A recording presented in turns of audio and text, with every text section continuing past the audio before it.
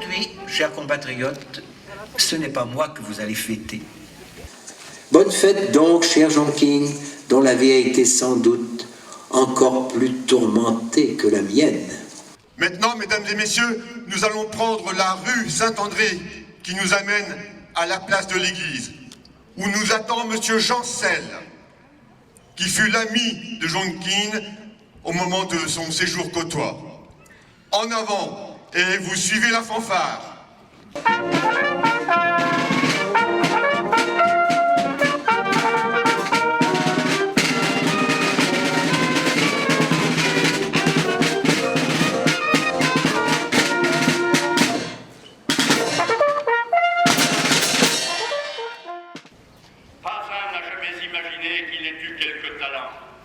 Quoique chacun l'ait rencontré 100 fois l'album à la main, assis sur son pliant, dans tous les sentiers des environs.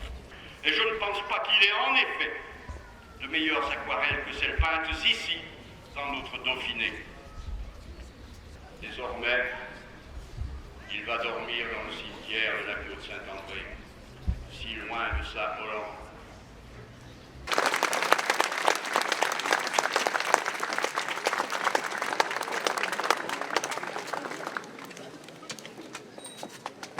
Mesdames et messieurs, attention! La rue de l'Hôtel de Ville n'est pas très large et souvent encombrée de personnes inattendues. Laissez-les passer.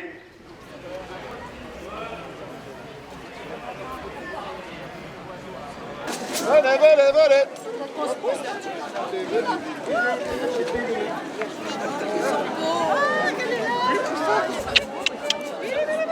Non, pas de demi-tour. Allez. Et la suite. Les notes. J'ai pas vu. Copain. Ouais. Merci à toi, grâce à toi, je me suis marié.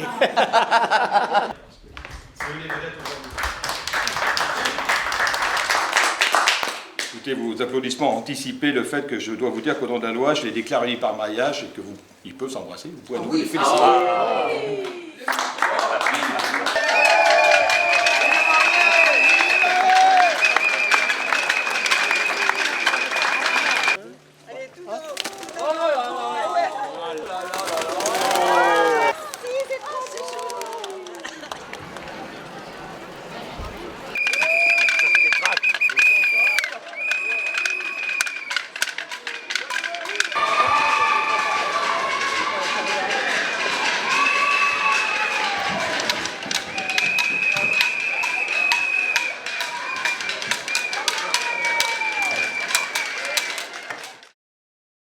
Jonquin leur a même promis un cheval,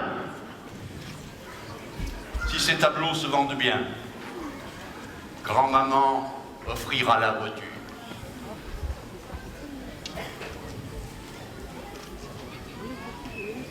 Nous voilà.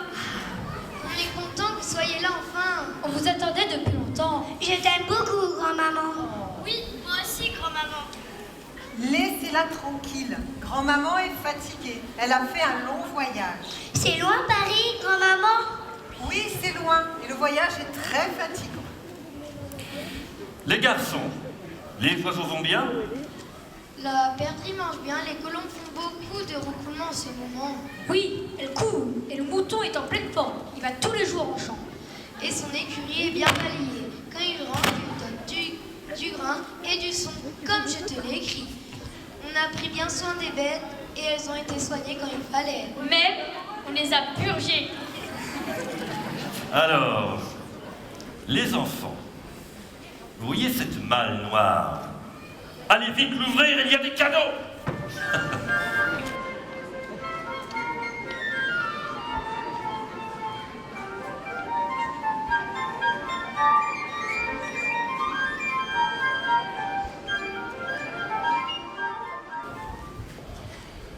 Les enfants l'approchent sans crainte.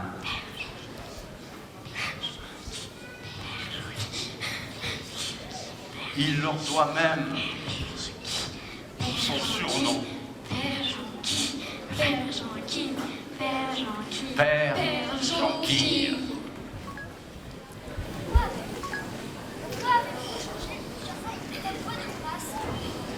Parce que il faut trouver le bon angle, le bon éclairage. Tu vois cet arbre?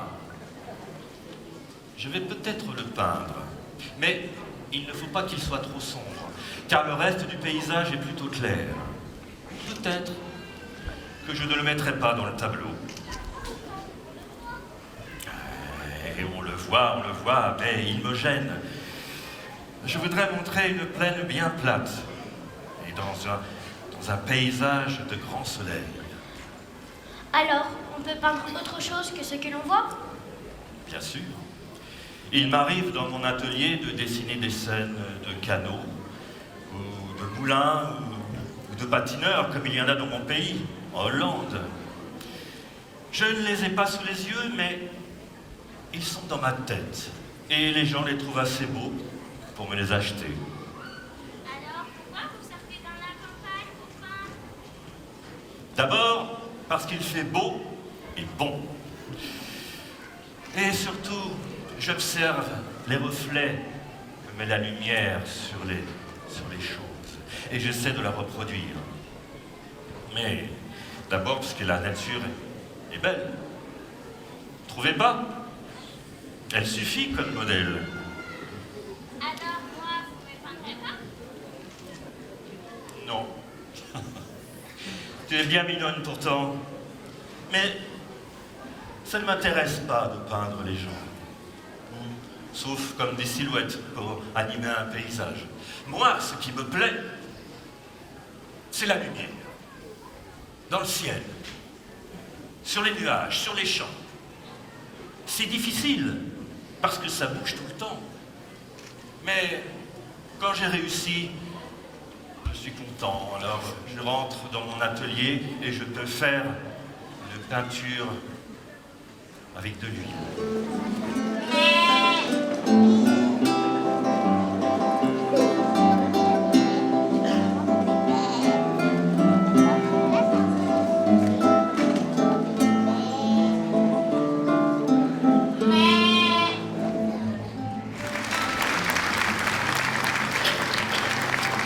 Lors de ces promenades, il rencontre des gens simples et parle avec eux. Une grand-mère de 98 ans, précise le peintre, penchée sur sa canne.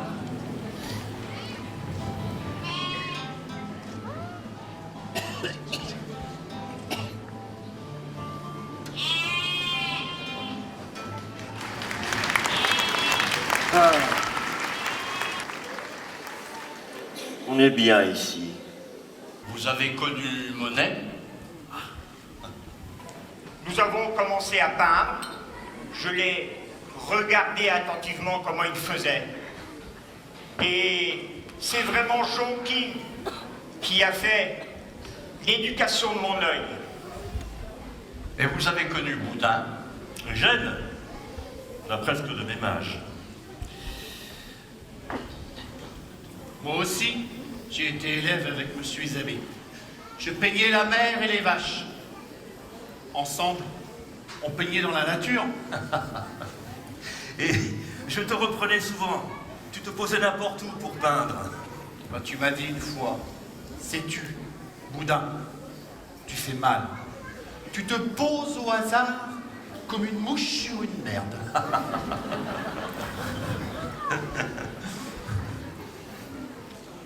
Et de moi, Jonquille, tu te souviens certainement. Je suis allé jusque chez toi, en Hollande, pour te ramener à Paris. Parce qu'en France, personne ne voulait reconnaître ton talent. Mais tu nous manquais. Alors nous nous sommes débrouillés pour que tu puisses revenir.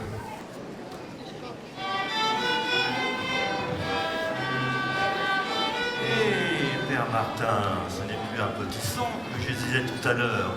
C'est un petit mille. Voyons, Jonquille. Monsieur Martin, souvenez-vous que votre collègue, Monsieur Valls, veut les tableaux de Jonquille. Alors il va les accrocher dans sa boutique si vous êtes si avare. Qu'il les accroche.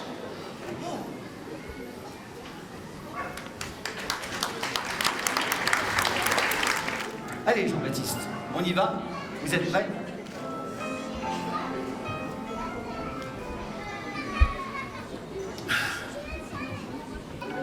Ne bougez plus pendant un petit moment. C'est plus long qu'une séance de pause en peinture. Je ne crois pas, non. Mais il est vrai que vous ne peignez pas de portrait. La nature, elle, ne bouge pas. Elle a le temps d'attendre. C'est pas ça. Il y a toujours quelque chose qui bouge. Un nuage qui passe, un oiseau, une bête, le soleil qui baisse. Si tu n'attrapes pas au passage ce que tu veux saisir, c'est trop tard. Allez, Jean-Baptiste, vous êtes prêts? Regardez en face de vous. Enfin, un peu vers moi quand même.